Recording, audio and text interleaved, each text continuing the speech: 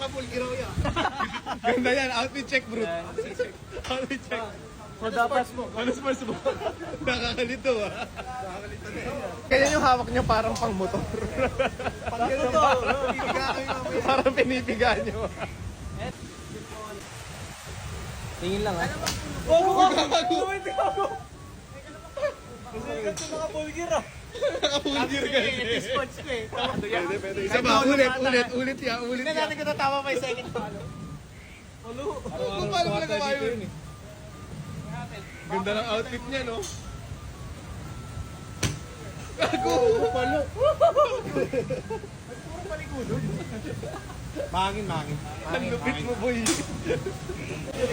Kaya ko eh.